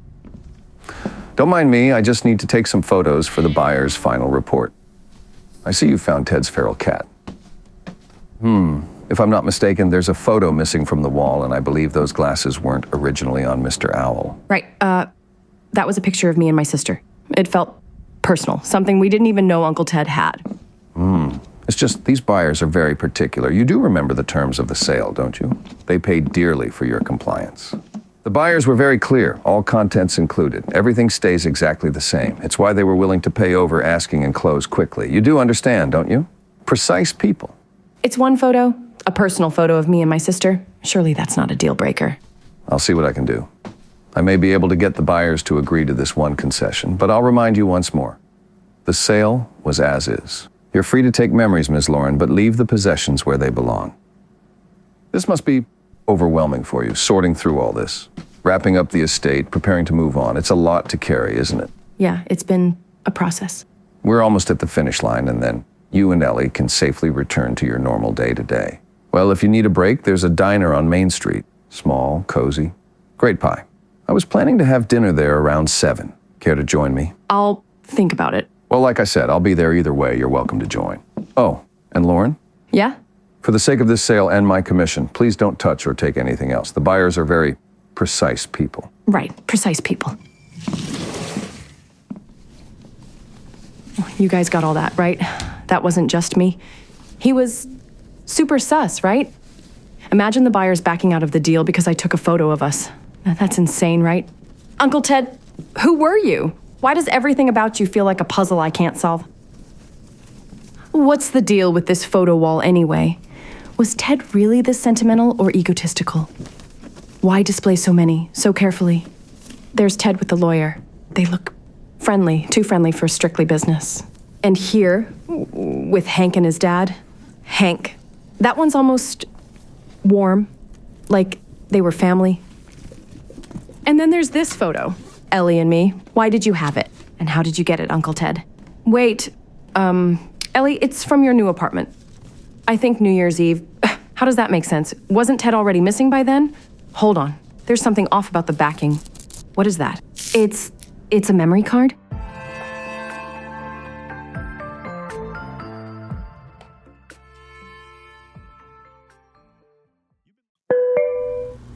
Ellie, Ben, I'm all set. About to play the memory card.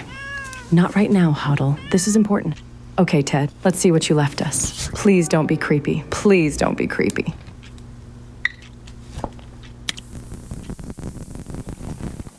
Ellie, Lauren, if you're hearing this, the world kept spinning without me. And it means I've left you with more questions than answers. For that, I'm sorry. Truly. First, I owe you both an apology for not telling you sooner, for not preparing you better, and for dragging you into the middle of this chaos. I know this is overwhelming and probably a little terrifying, but if you're here, if you're listening, you're exactly where you're supposed to be. By now, you've probably heard the whispers. The crazy recluse, Bitcoin treasure, the Citadel. People love their stories, don't they? And while most of it's technically true, it's not the whole picture. Bitcoin isn't just money, nieces.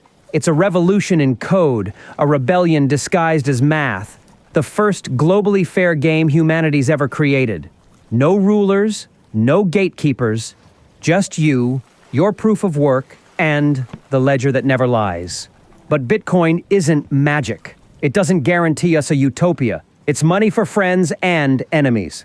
Bitcoin's a battleground, a perpetual tug of war, just like politics or culture. I built the Citadel because I believed in something bigger. Bigger than wealth, bigger than me. Proof of work. It's not just a phrase. It's a philosophy, a way of life. This place, this Citadel, it's filled with secrets. Some are small, maybe even trivial. Others could change everything. I hope you find them. And I hope they mean as much to you as they did to me. Do you remember the rhyme I taught you? Each word's a key, each key a door. You're smart. You'll figure it out.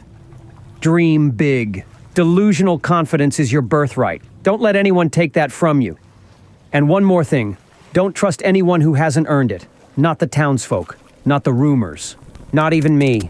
Don't trust, verify. Not even me. What the hell, Ted? Secrets. Nieces. Proof of work. You built a fortress out here, filled it with puzzles, and then... what? Just left us a scavenger hunt? You know, Ted, you didn't have to make it this hard. Or were you running from something? What were you afraid of? No body, no proof, just gone. Ellie, what if Ted isn't dead?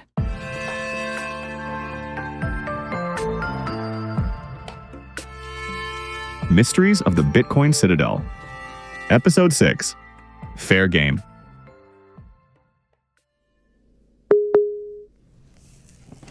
Look, I know this is weird, all of it, but I also know how easy it is to start seeing things, patterns, connections, ghosts where there aren't any. We've been down this road before. This is already strange enough. Ted's gone. Missing isn't the same as alive. You know that. Please don't do this to yourself again. Not after Mom and Dad. Not again. And then there's this. I don't want to freak you out, but my ex just sent me another message. It's weird. And not the fun kind of weird either. I'm forwarding it now. Hey, so I was thinking, you're probably going to call me paranoid, but hear me out. If the locals think you've inherited a pile of Bitcoin, well, that can bring out the worst in people. Bitcoiners have a term for this. It's called the $5 wrench attack. The concept's simple. If it's too expensive or complicated to electronically steal someone's Bitcoin, there's always the direct approach, drugging you, beating you. A $5 wrench and some very pointed questions can bypass even the best encryption in the world. Even the most secure setup is useless if someone's willing to come after you physically. The good news? The risk can be mitigated. Decoy wallets, emergency plans, multi-sig setups. But right now, you and your sister need to be extra careful. I wouldn't recommend mentioning any of this to too many people. You're in a small town. Word spreads fast. I mean, you said your uncle disappeared. Do you understand what you've gotten yourself into? All I'm saying is, just everyone stay frosty, okay? And let me know if I can help. He's not wrong, is he? So basically, we're in a game of high-stakes hide-and-seek, except no one told us we were playing. That's comforting. Ben, not the time. No, but seriously, he's right about one thing. We need to start thinking about this like grown-ups. If Ted was onto something big enough, someone might disappear him over it. That makes us... what? Targets. New rule. You lock everything. Every door, every window. You don't answer questions. We don't tell anyone anything else. Yeah, it's me. Again. Airing live from the insomnia capital of the North. I tried sleeping. Really, I did. But my brain's in full detective mode. Uncle Ted. The Citadel. The Rhyme. The Sale. It's like this place doesn't want me to sleep. Ellie, Ben, I know you're counting down the hours until it's someone else's problem. Until you have your down payment, your fresh start, your clean break. But, this whole Citadel. It's like this place is alive, whispering just loud enough to keep me up. Why do I feel like we're making a mistake? What if Ted built it for a good reason? If he built it for us? And we're just handing it off to strangers who don't care about what Ted wanted? We've got so little left from Mom and Dad. This could be something. No, stop. Don't romanticize this. This isn't some sacred family heirloom. It's a pile of headaches wrapped in nostalgia. Selling it is practical. It's smart. Holy shit! I've never seen them before. Not like this. Not IRL. The Northern Lights. All right, Ted. Let's see what your telescope can do. Ellie, if you're awake, any best practices for a stargazing amateur? Or am I just supposed to point this thing at something shiny and hope for the best? Huh, what's this? Ellie, when you're ready to see the big picture, all you need to do is look inside. Ted. Bigger picture? What's that supposed to mean, Ted? Why couldn't you just leave us a normal inheritance, huh? A fat check? Some old jewelry? Royal Dalton figurine collection? No. It had to be riddles, clues, a goddamn treasure hunt.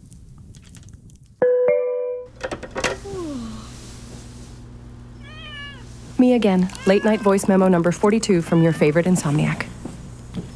Hoddle, you're obsessed with that damn bookcase. What do you know that I don't? There's something off about it, but it refuses to budge. Colonel Mustard in the library with the candlestick? No, definitely Ted in the study with a filing cabinet's worth of paranoid cryptic notes. All right, Ted, I'm not sleeping until I get some answers. Whatever it is you've buried in this place, tonight we get to the bottom of it. Oh yeah, just realized I never sent you photos of this room. Complete chaos is the nicest way I can put it. Wall 1 of books and random handwritten notes.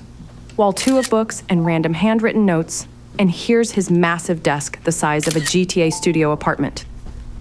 Seriously, this desk is bigger than my bed. Let's see what cryptic secrets you've stuffed in here, Ted. Wait, this drawer had a lock, but it looks like someone's already busted it open. None of it appears to be labeled super secret Bitcoin files. Then again, maybe they already took the good stuff. Wait, there's another locked drawer. But this one's still locked shut. Wait, this one's locked.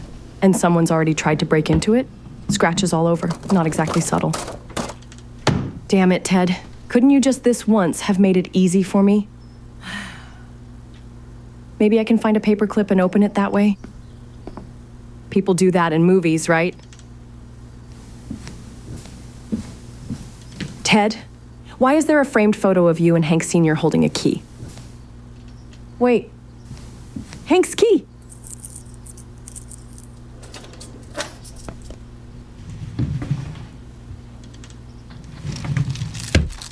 A remote? Just one button. No labels. Ted, what kind of Bond villain nonsense is this? What was that? But you've got to be kidding me. A hidden room? Of course. Of course there's a hidden room. Why wouldn't there be?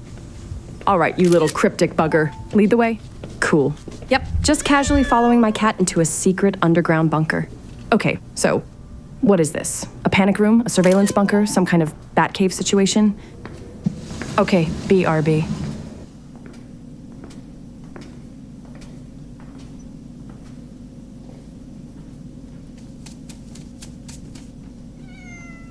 Are you serious right now? You have got to be kidding me.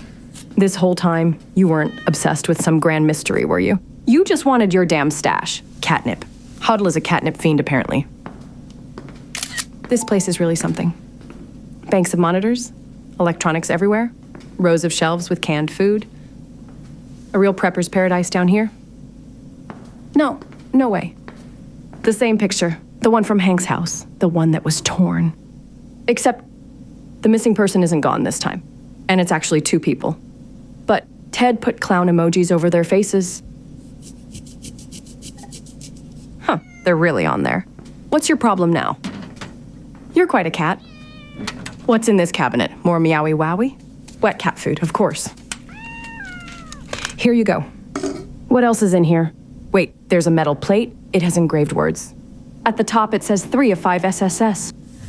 Huh, it's stuck to the shelf. Wait, that was a magnet holding it in place. Hoddle? That wasn't you, was it? What the hell? To Ellie and Lauren. Well, shit. I was really hoping you wouldn't need to find this, but if you're watching, that means I lost. Should have been more careful. Right.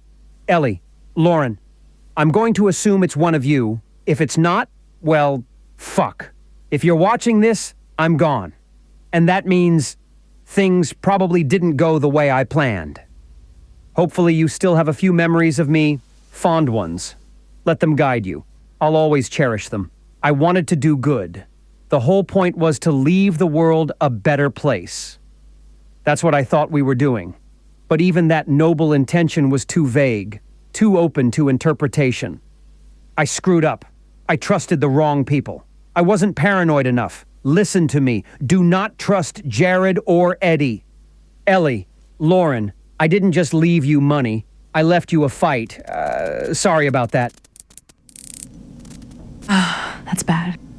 Jared? As in the realtor?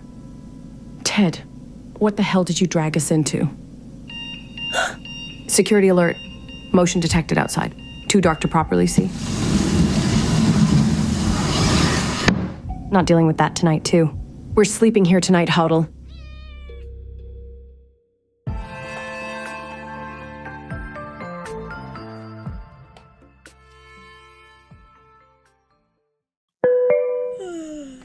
All right, Ted, you win. It's what, 9 a.m.?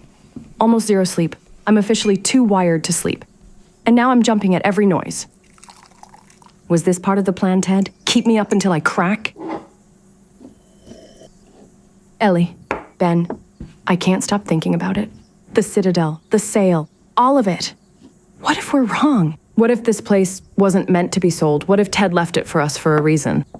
Then again, maybe it's just a creepy old house with a knack for giving me insomnia. And selling it is the practical thing to do, right? Cut the headaches, get the money, move on. Even the house thinks I'm making a mistake. Great. All right, lawyer first. I'll ask about Jared. See what else we can learn about him. Maybe find out what the consequences would be of delaying the sale. And then food. Actual food. If I have one more coffee-only breakfast, I might start hallucinating again. Be good, Citadel, or whatever it is you do. Jeez! Hoddle, we're going to need to tie a bell on you. I can't handle any more jump scares.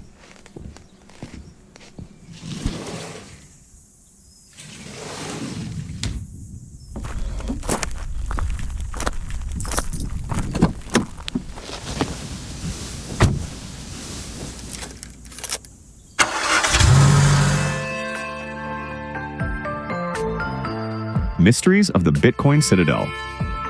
Episode 7. Neighbors.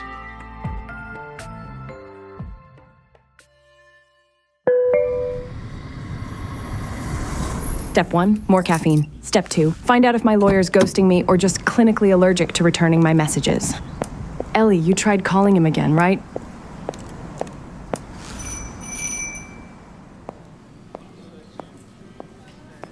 You got his eyes, you know. Sorry? Do we know each other? Not personally, no. But I knew your uncle. Everyone in town did. I'm Mary Mitchell. He wasn't the easiest man to get close to, but I worked for him. Cleaned the Citadel every week, back when he'd let people inside. You're even more beautiful than the photos he had. He was always updating me on you and your sister.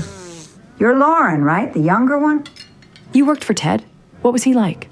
Smart, careful, paranoid, but he had his reasons. Said the Citadel wasn't just a house. It was a way of life, designed to protect what matters most. But he failed to understand human nature. He couldn't meet people where they were. He was an absolutist. The more he cared, the harder he pushed. Do you know what a citadel is? Historically, it referred to a fortress or stronghold. The last line of defense. Athens Acropolis, Tower of London, the Kremlin. But places like that, they don't just protect, they attract. People sniff around, curious about what's hidden inside. Opportunists. You've already seen it, haven't you? Mr. Fancy poking his nose where it doesn't belong. Are you talking about the realtor, Jared? What did he want from Ted? I think he still wants something. Never trusted that one. Always sucking up to Ted. The kind of sweet that causes cavities. He moved here shortly after your uncle and his friends did. Jared and Eddie, for a while, they were your uncle's shadow. I heard you met my friend Evelyn the other day. I apologize if she made a scene. Her mind drifts these days, easily excited and confused. I'm no spring chicken either. Today's knitting club day. I pride myself on punctuality, so I best be going. Here. This may end up being more trouble than it's worth, but Ted gave this to me to keep safe. Told me that if his nieces ever came looking, they'd need all the help they could get. Thanks? Help with what? Finishing what he started. All right, Ted. Whatever game you've been playing, let's hope I'm smart enough to finish it.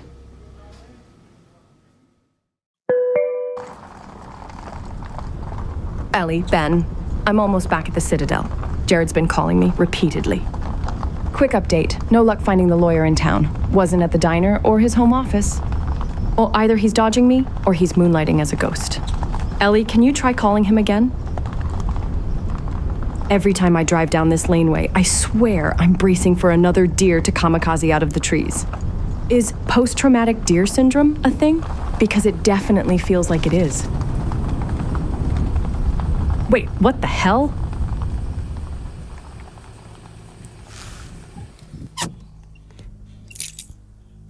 Ms. Lauren, finally. You. What are you doing here? Well, after the final walkthrough and photos, the buyers expressed concerns. Concerns that the property contents may no longer be as originally advertised. They asked me to do another thorough walkthrough this morning to confirm things. I arrived earlier. You weren't here, so I assumed you'd gone home. I tried calling you. I never answer phone calls. I noticed. I took the liberty of walking through again, and well, Lauren, you've been a naughty girl, haven't you? Excuse me? Snooping, moving things, removing things. I've seen the changes. You know, the sellers won't take kindly to that, and neither will their lawyers. Snooping? That's rich, coming from you. I found Ted's security room. He warned me about you. You've been skulking around this place every day. What exactly are you looking for? This is still my property. That's none of your concern. But here's what is your concern. Tomorrow's sale. If you or your sister interfere, there will be severe consequences. Yeah? Well, I'm learning some things are more important than money. Touching, truly. But let me give you a piece of advice. Ted's ideals didn't save him, and they won't save you either. A week ago, you had no idea about the intrigue around this property. Trust me, it's best for you and everyone, for you to return to that state of ignorant bliss. It's time to ask yourself, are you willing to sacrifice everything like he did, just to keep the secrets of a man you didn't know? What are you saying? You don't seem to understand, Ms. Lauren. You're going to give us everything. We've been watching you closely. Whatever that old hag Ms. Mitchell handed you, it's ours now. The telescope letter, the key to the bunker. Anything that pathetic excuse for a lawyer shared. Even the feral cat. No. Everything is ours. Everything. You give us everything and leave immediately, because if you don't, the next time we talk, you won't have the luxury of options. It didn't have to be like this. We offered more than twice the fair value for this property, but you had to get greedy. Am I interrupting something? Hanky Jr., we're actually in the middle of something. No. Come back later. Hank, perfect timing. Come on over. What do you have there? Figured I'd drop by. Baked some brownies this morning. Regular ones this time, promise. Do you mind? We're in the middle of something. Funny. Didn't realize hospitality was such an offense. You all right, Lauren? I said leave. Whoa now. That's not how you solve a disagreement, friend. This isn't a disagreement. It's a warning. We're in the middle of something. You just stay out of Stop, this. please. What the?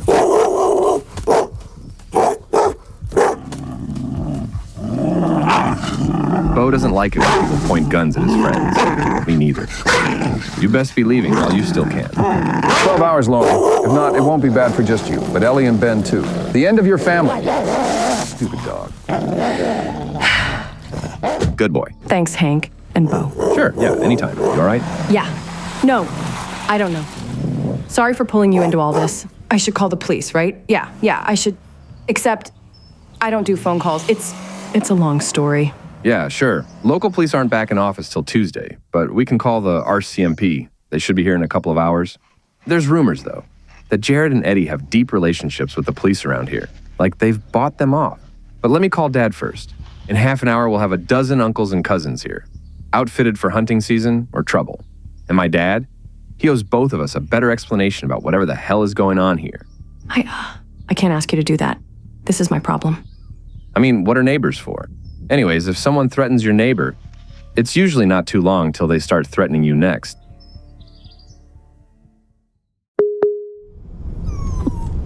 Lauren, we're coming. I don't care what it takes. We'll be there as fast as we can. 9 hours, maybe 8 if traffic doesn't screw us. Just stay safe, okay? A gun. God, Lauren, I can't believe this is happening. Are you okay? Are you safe? Tell me Hank and Bo stayed with you. Please tell me you're not alone right now. Ellie, breathe. Lauren's okay, all right? She's smart. Hank's family should be there by now. She's okay, Ben. She had a gun pointed at her by that realtor psycho who's been circling her like a vulture for days. What if Bo hadn't shown up? What if Hank hadn't been there? What if? Ellie, stop. You can't spiral right now. You're not helping her or yourself by doing this. Even the dog is feeling it. The what ifs won't change what happened. Focus on what we know. She's alive. She's smart. And she's got Hank's whole forest mafia watching her back. She'll hold her ground till we get there. Lauren, if you're listening, lock the doors. Stay inside. Keep your phone nearby and send me a message as soon as possible. We'll figure all this out when we get there. And message me the moment you hear this. I just don't understand how we got here. Wait, could he have access to the Citadel security system? How else could he know so much? I don't think so. If he'd had access to Ted's secret room, he'd have taken the SSS share already. But he has had complete unsupervised access to the Citadel before Lauren showed up. Maybe he set up his own surveillance system? Lauren, get back to me. And keep Bo nearby. Give him a belly rub from us.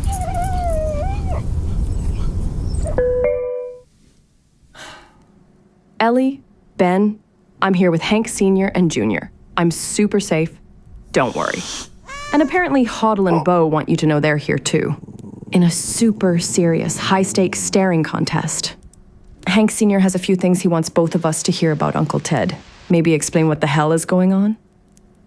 Lauren, I feel like a damn fool for holding this back, but your uncle swore me to his plan. Problem is, something's gone wrong. Ted saw storm clouds on the horizon. But it's not like the movies. The world doesn't fall apart all at once. It frays at the edges. Financial decay, society tightening its grip, squeezing harder to hold itself together, desperate people making desperate choices. He wanted a way out, a way forward. Project Citadel? Others who saw what your uncle saw, they bought islands, built bunkers, formed cults. Your uncle wanted something else, a parallel system. If the old world was dying, he wanted to plant a seed, something new to replace it. Self-sufficiency, hard money, mutual defense, a network where people weren't just waiting to be saved, they were already free. And people followed him? A small group relocated out here near the Citadel, the founders. I even let them talk me into joining. Ted had a plan, and it wasn't just about surviving. It was about what came next. He wanted to hand it down for the next generation to lead it. Wait, you're saying me and Ellie? No, that doesn't make any sense. We never chose this. I barely remember him. And that's why he had to be sure. Ted was always watching. He wanted to test you, see if you'd follow the trail, if you'd answer the call. We didn't ask for this. We barely knew him. This isn't some noble inheritance. It's a trap. But something's wrong, Jared, Eddie. They never agreed with this plan.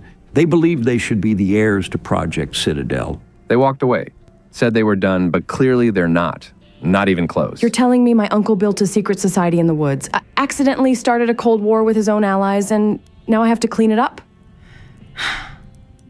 This is crazy.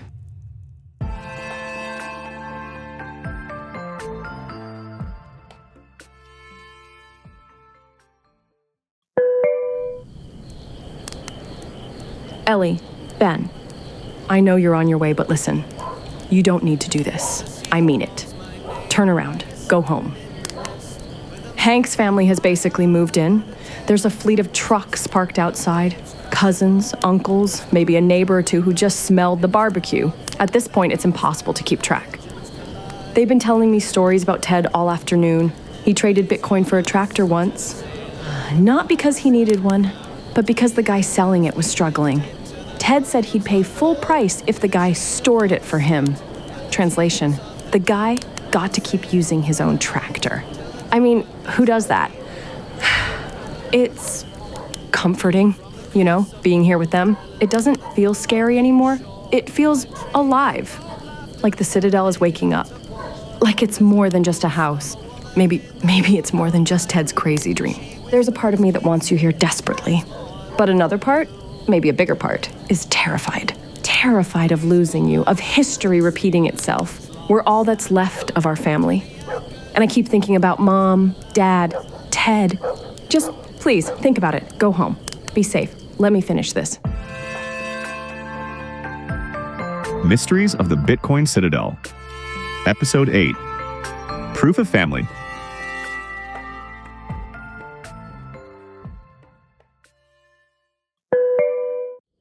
Lauren, you have a second? Cousin Kenny and I have scoured the lodge. You were right, there were some security cameras that weren't part of your uncle's setup. Found 2 inside, 2 outside. We disconnected them, but no idea if we got them all. Hey, you all right? Honestly, no, I'm not all right. Who the hell would be? I'm scared. Seems like no matter what I do, I'll screw things up. Like Ted did. Like my mom and dad. What do you think? Honestly, I'd be more scared if you weren't. Who wouldn't be? Lauren, what if Ted felt the same way? He played things cool and confident. But what if he wasn't sure either? What if he was terrified that he was making a mistake every step of the way? I saw him some nights, exhausted, second-guessing every choice. He wasn't perfect, Lauren, but he was brave. You're more like him than you know. Sooner or later, everyone gets tested. Not everyone answers, but you did. Ellie and Ben are answering too, and it's not because it's easy or safe. It's because it's right, and because you're family. What if I'm not enough? What if I'm not smart enough? It's not just you, Ellie, Ben, me, and mine. We face it together. Pick each other back up. That's what Ted was trying to build. Yeah, together.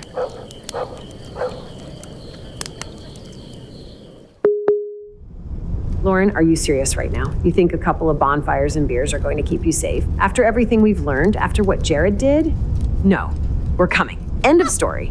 You don't get to make that call. We're family. We're in this together. Look, we get it. We really do. But Lauren, listen to yourself. You're out there with a bunch of people you barely know in a place that we both know is compromised. And now there are hidden cameras. People are watching you. Let's talk logistics. If there were hidden cameras, someone put them there, which means someone is monitoring them. That means they know you found them. We need to assume they're accelerating their plan. If you're still thinking you can handle this on your own, you need to reassess. Now. Lauren, please, just don't do anything crazy, okay? We're almost there. I'm serious. Stay safe. Don't go looking for trouble, and keep Hank and Bo close. Promise me that. Hold on. What the hell? What? We both just got phone notifications from our bank. Our accounts were just frozen. Suspicious activity pending manual review. It says it could take up to 24 hours. This has to be Jared or whoever he's working with, right? How? I read about this.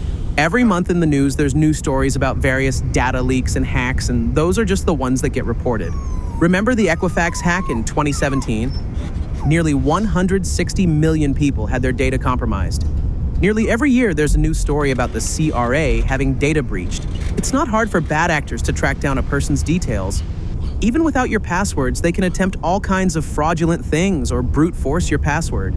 Someone somehow must have got our account details and then tried to log in or even just send us money in a suspicious way. Regardless, we're financially dead for the next 24 hours. Maybe longer. Shit, my account has been frozen too. Same notification? But Ellie, Ben, you have to hear this. Hank's family is, well, just listen.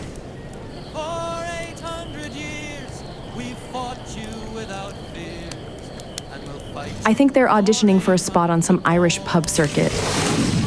It's amazing and horrifying all at once. It's nice, you know? I didn't think I'd ever feel this way about the Citadel. But right now it feels warm, like home. Watch it, the table! All right, guys, take it outside.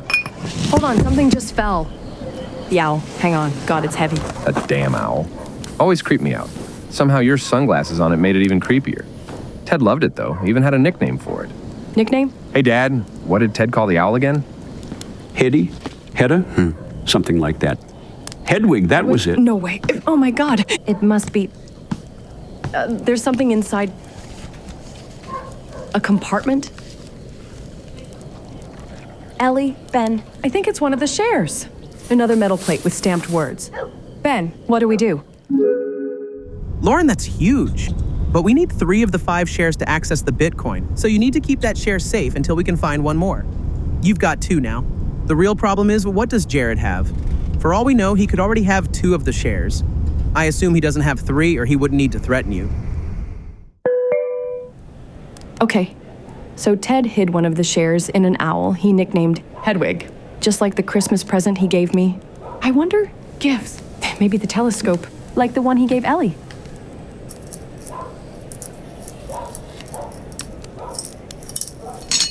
No way. Let's see what we have here. Bingo. So what now, Ben? No way! Holy shit, holy shit, holy shit. Who's spiraling now? Okay, this is going to sound super technical and intimidating, but just take your time and follow the instructions closely. I'll get Ellie to forward you some BTC Sessions YouTube tutorials. He's the best for breaking down complex Bitcoin stuff. Canadian too. It's way simpler when you can watch someone else do this. It'll take like 10 or 15 minutes to do. Remember before this weekend, I had no idea how any of this worked either. But the gist is now that we've got 3 of 5 shares, you need to recover the wallet. Since Ted used Slip39, we'll need a tool like Slip39 Tool. It's an open source command line tool. To recover the master secret, the original wallet seed phrase, you'll need to combine the 3 shares. You'll see a section in Slip39 Tool. Write out each share on its own line. Once it gives you the master secret, you can copy it and take it into a BIP39 tool. From there, you can set up or recover the wallet using the BIP32 root key, using any wallet software. Go around! Sorry, someone was riding my ass. First, download a Bitcoin wallet app, one that's open source and non-custodial. You want full control of your Bitcoin, no third parties. Top picks from Bitcoiners: Blue Wallet, Sparrow, or Samurai Wallet. They let you manage your private keys directly, got it? Once you've installed it, the app will ask if you want to set up a new wallet or recover an existing wallet. Okay. Thank God you sent me those videos, or I would have had a panic attack trying to figure that all out myself. So what do I do now? Do we need to move the Bitcoin, or is it safe now? Lauren, listen very carefully. You're right. You need to move that Bitcoin now. If whoever planted those cameras figures out you found Ted's seed phrase, they're going to become desperate. I'll walk you through this, step by step. Set up a new wallet. Once you've installed it, the app will generate a seed phrase. It's a series of 12 or 24 random words. Write it down, not on your phone, not on your computer, on paper. This phrase is your backup. Lose it, and we could lose access to the Bitcoin forever. Once it's set up, find the option to receive Bitcoin. The app will generate a receiving address, a long string of letters and numbers. Copy that address. That's where you're sending Ted's Bitcoin. All right, I've downloaded an app. Super easy and fast. Seed words have been written down. Receiving address is copied. Now what? Now go to Ted's wallet, the one you recovered. Find the send option. Paste your new receiving address into the field. Double check it. A single wrong character and the Bitcoin's gone forever. No takebacks in Bitcoin. Okay, address pasted. Double checking. Amount set. Sending now? Wait, what happened? Did it go through? Where is it? Ben, why isn't it showing up in the new wallet? The recovered wallet says it's been sent, but I don't see it in the new wallet. Oh my God, I lost it. It's not in the new wallet. I'm gonna be sick. Lauren, breathe. This is normal. Bitcoin transactions aren't instant. Here's how it works. When you broadcast a transaction, it's sent to the network. Miners pick it up and include it in a block, which takes about 10 minutes per block on average. Until then, the transaction is pending. Pending? What if it doesn't go through? What if someone intercepts it or... Lauren, no one can intercept it. Bitcoin transactions are cryptographically secured. As long as you sent it to the right address, it's safe. Just wait for confirmations. A single confirmation means the transaction was included in a block. 6 confirmations, practically irreversible. Come on, come on. I'm literally shaking right now. You have 1 new voicemail. Lauren, I see you've been busy. Moving the Bitcoin was bold. Stupid, but bold. But you're sloppy, like Ted was. And your parents too, in their own way. Family trait, maybe. You have 1 hour to transfer it to me. 1 hour. Or, let's just say, history has a way of repeating itself. Accidents happen all the time, don't they? Your lawyer, your uncle, even your parents. And Ellie and Ben on the road with that yappy dog of hers. Long highways can be unpredictable. You wouldn't want her to have bad luck, would you? I'm messaging you the address to send the Bitcoin to now. 1 hour. Tick-tock. Tick-tock.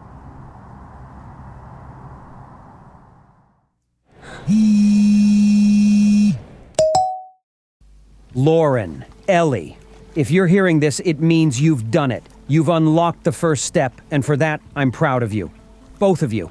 Well, technically, if you're hearing this exact recording, it means someone moved my Bitcoin to a new wallet, and my dead man switch just activated. My original plan was to contact you directly once you access the Bitcoin, but if you're hearing this, something has gone very wrong. Someone or something has stopped me from contacting you. At first, I thought I could shield you from all of it. But I underestimated everything. I underestimated them, their reach, their ruthlessness. I miscalculated how far they're willing to go. And I underestimated you. If they weren't already, they'll be after you now. Jared, Eddie, whoever else has joined their side, they'll never let you rest. I'm sorry for everything. For what happened to your parents, for the danger I've dragged you into. I always thought I'd have more time to protect you, to make it right. But now, it's your turn. And you have to make a choice. You can walk away, take the Bitcoin, sell the Citadel, disappear and live quiet, safe lives. You deserve that after everything. Or you can finish what we started. The Citadel is more than a house. It's a keystone, a symbol. It stands for freedom, independence, a chance to rebuild a broken world. And the fight it represents, it's bigger than me. I wish I could tell you what to do, but I can't. All I can say is, choose carefully. Choose freely. Not just for the world, but for yourselves. For who you truly are. So, nieces, what will it be? Are you ready to change the world? I love you, both of you, and no matter what you choose, I'm proud of you. Now, time's short. They're probably already coming. Be ready. Lauren, I'm such a fucking idiot. Eddie! Edward! That's enough, Ellie. Lauren, it's been quite the ride, hasn't it? I'm impressed and a little frustrated. You've got the Bitcoin, but I've got everything else. Ted lied. He lied to himself, hoping half measures and compromises could keep you safe, that his Citadel would stand forever, that good intentions were enough. He refused to accept reality. The strong and cunning rule, nature devours the weak without hesitation. Honestly, I attempted to leave you and your sister out of this, but you chose to play detective instead. I've got your sister and her poor excuse for a husband, Ben. Caught up to them at the last service station before the Citadel, scraping under their car seats for loose change. You psychotic incel. You're crazier than I remember. Clearly, we're having a failure to effectively communicate. You and Ellie have misunderstood the stakes. Your parents are dead. Your uncle is dead. Even your lawyer is dead.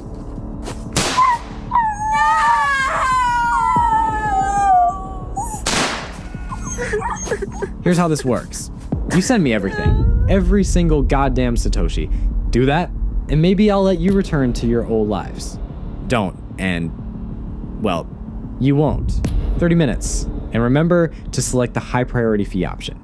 I'd hate for you to send it and not get confirmation in time. TikTok.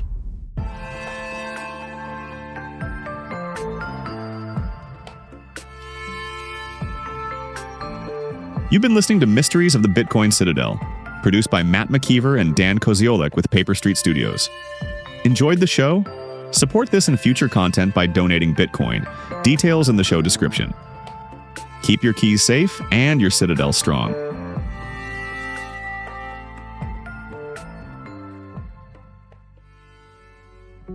Hey guys, Dan Koziolek here, one half of the team behind Mysteries of the Bitcoin Citadel. What started as a small side project turned into a 6-month odyssey.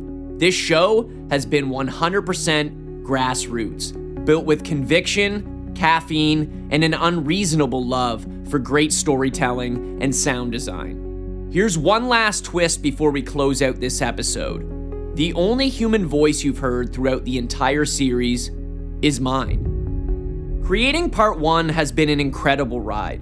We set out to build something entertaining, but also something that could serve as an orange pill, something that adds to Bitcoin culture instead of just commenting on it.